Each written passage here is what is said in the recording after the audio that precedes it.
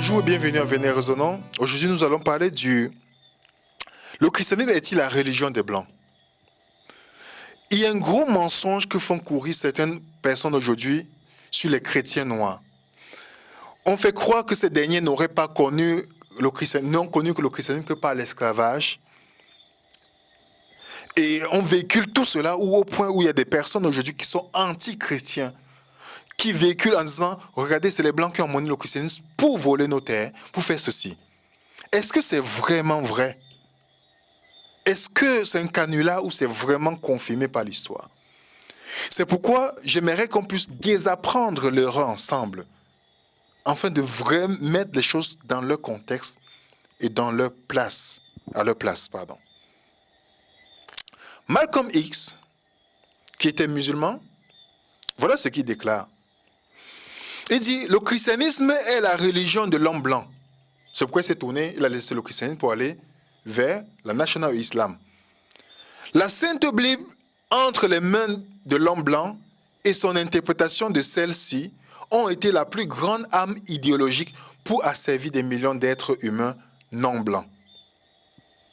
Et vous allez voir même des images qui véhiculent parfois, ou si vous êtes afro-américain, vous avez vu sûrement cette image, on dit comment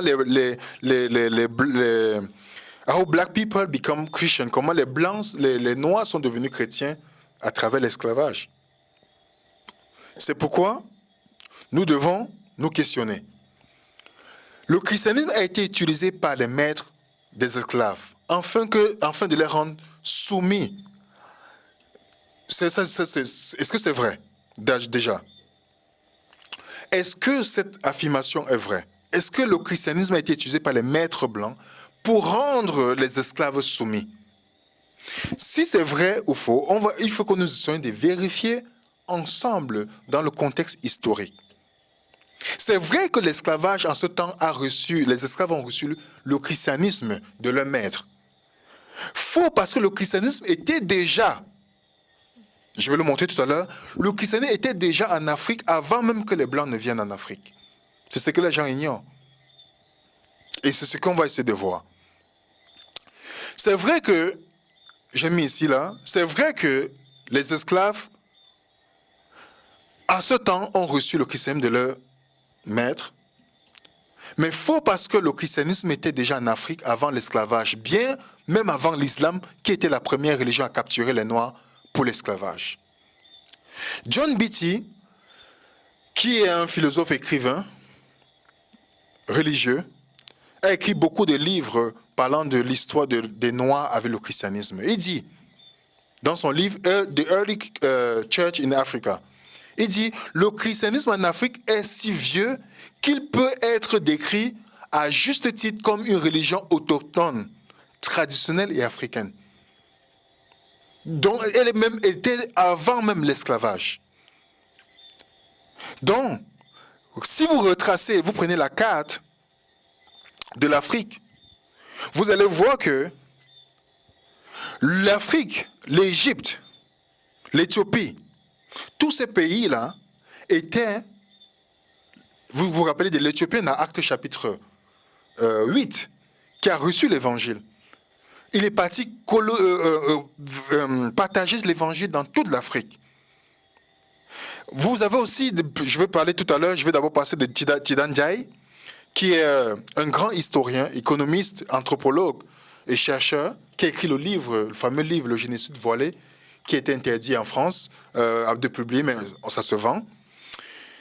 Il dit, avant d'être asservie, l'Afrique fut le siège de la civilisation grandiose. Selon certains scientifiques qui font de l'Afrique le berceau de l'humanité, l'histoire des peuples noirs commence même bien avant des peuples indo-européens. Il est temps de revisiter ces remarquables civilisations, ces royaumes du grand Zimbabwe, de l'Égypte négro-africaine, parce que l'Égypte était noire, qui est contraire à ce qu'on nous présente aujourd'hui. Mais je vais aller plus loin. Pour montrer ici, vous pouvez lire le livre Génocide voilé, pour vous allez voir. Vous savez que dans Actes chapitre 2, lors de la Pentecôte, on a les Égyptiens qui étaient présents. On nous voit par exemple, on dit, il y avait en ce jour de Jérusalem des hommes juifs pieux de toutes les nations qui sont sous le ciel. Au bruit qui eut lieu, la multitude accourut et elle fut confondue parce que chacun les entendait parler dans leur propre langue. Padès, Médès, Élamites, ceux qui habitent la Mésopotamie, la Judée, la Cappadoce, le Pont, l'Asie, la Phrygie, la Pamphylie, l'Égypte, territoire de la Libye voisine de Cyrène. Ça, c'est le territoire africain. C'est le territoire africain. Padès, par exemple, correspond un peu à l'Iran. Mais Cyrène correspond à l'Afrique. C'est une partie de l'Afrique. Il y avait l'Égypte aussi, qui était présent lors de la Pentecôte. Tout à l'heure, je vous ai parlé de Cyrène. Cyrène, sur la carte, vous allez voir, c'est un peu à côté, au-dessus de la Libye, qui était déjà en Afrique. Bien avant l'esclavage, les amis. Bien avant l'esclavage. Vous voyez ici un petit point. Et aussi, nous avons l'Éthiopien dans Actes chapitre 8, dont j'ai dit tout à l'heure, qui a rencontré l'évangile prêché par Philippe. Philippe l'a rencontré en train de lire Ésaïe 53. Donc, ces personnes avaient déjà la parole de Dieu bien avant. Il lisait Ésaïe 53 et Philippe vient lui expliquer qu'il s'agit de Jésus-Christ. Et c'est grâce à lui, à cette personne, à cet Éthiopien, que l'Afrique aujourd'hui connaît l'évangile. C'est grâce à cet Éthiopien que l'évangile est venu en Afrique bien avant que les colons ne viennent. Donc parfois on suit les mensonges parce qu'on nous a véhiculé certaines choses, mais il faut placer les choses dans leur contexte. Nous avons aussi dans Actes chapitre 13, où nous voyons, je vais lire Acte 11 verset 20, on nous dit, il y eut cependant parmi quelques hommes de Chypre, de Cyrène, qui étaient venus d'Antioche, s'adressaient aussi aux Grecs en leur annonçant la bonne nouvelle du Seigneur. Donc les gens venaient de Cyrène pour prêcher l'évangile.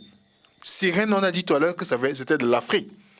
Il y avait aussi dans l'église d'Antioche des prophètes et des docteurs. Barnabas, Simon appelé Niger, qui veut dire noir parce qu'il était noir, et de Lucius de Cyrène. Donc on voit dans l'église des docteurs et des prophètes qui étaient aussi des noirs. Vous voyez par exemple celui qui a porté la croix de Jésus, Simon de Cyrène. Cyrène parce qu'il venait d'Afrique. Il venait d'Afrique, il a aidé Jésus à porter la croix de Jésus-Christ. Nous avons aussi les pères du christianisme, Origène, Athanase, Cyril, Tertullien, Augustin, sont tous les personnages importants de l'Église primitive. Et ils sont tous africains. Ces hommes ont défendu la foi chrétienne des hérésies qui menaçaient le message de l'Évangile. Donc le christianisme était en Afrique avant l'Europe, avant même l'Inde, avant la Chine, avant l'Angleterre. Le christianisme était déjà en Afrique. Donc on dit que les Africains ont reçu le christianisme des colons, ce n'est pas vrai bibliquement. C'est ceux qui ont été transportés ont reçu un christianisme là-bas, mais le christianisme existait déjà en Afrique, avant la colonisation. Dans ce livre qui nous parle de l'histoire de Noirs avec le christianisme, il dit, bien que le but principal de la Bible soit, et bien sûr, de nous enseigner et de nous conduire au salut trouvé en Jésus-Christ, Jean, chapitre 5, 5 verset 39, il s'est également avéré être un trésor de l'histoire des Noirs. Loin d'un livre de l'homme blanc, la Bible mentionne plus de 1000 fois des nations noires telles que l'Éthiopie, Krouch, Canaan, l'Égypte. Inversement, les nations européennes, Rome 20 fois, Grèce 30 fois, ne sont mentionnées que 50 fois combinées. Donc on parle plus de l'Afrique dans la Bible que même les Européens. Donc le christianisme n'est pas une religion des Blancs. Je vois les gens qui rejettent le christianisme parce qu'ils disent « Ah, ça vient des Blancs » et ils commencent à se tourner vers le mouvement kémite et autre chose. Donc j'en parlerai bientôt. Donc les Noirs dans l'histoire ont accepté le christianisme volontaire, sans être forcés. Donc, ils n'ont pas eu besoin qu'on les fouette pour pouvoir accepter le christianisme. Donc, est-ce que les Noirs ne doivent pas être chrétiens à cause de l'histoire des Noirs, de l'esclavage, ou les Noirs doivent être chrétiens à cause de l'histoire des Noirs avec le christianisme. La deuxième option, oui, les Noirs, s'il y a une religion qui devrait être acceptée, c'est le christianisme. Puisque quand j'en parlerai pour l'islam, vous verrez qu'il serait une honte pour un Noir d'accepter l'islam à cause de son histoire avec l'esclavage. Que Dieu vous bénisse.